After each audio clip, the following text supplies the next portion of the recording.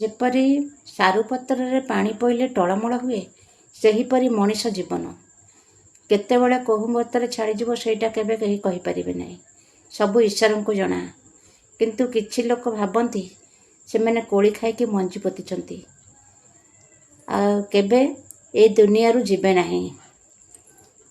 ଆଜିକାଲି ମଣିଷକୁ ଯେତେ ଦେଉଥିବ ସେତେ ଭଲ। ଆପଣଙ୍କର କିଛି ଯଦି ଊଣା ହେଇଯାଏ କେତେବେଳେ, ତାହେଲେ ଆପଣ ଖରାପ ହେଇଯିବେ। ଏହିଭଳିଆ ଲୋକ ସଂସାରରେ ଅଛନ୍ତି। ଆଜିକାଲି ହେଲା ଦବା ନବା ଦୁନିଆ। ଦବା ନବାରେ ସମ୍ପର୍କ ଚାଲିଛି। ଛୁରୀକୁ ଯେତେ ସାଇତିକି ରଖିଲେ ମଧ୍ୟ ତା କାମ ହେଲା କାଟିବା।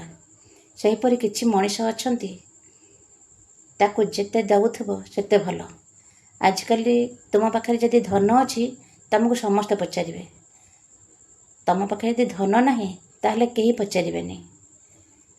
ଅସମୟରେ କେହି ଅନେଇବେନି ତୁମକୁ। ଧନ ଅଛି ତ ସବୁ ଅଛି। ଜୟ ଜଗନ୍ନାଥ।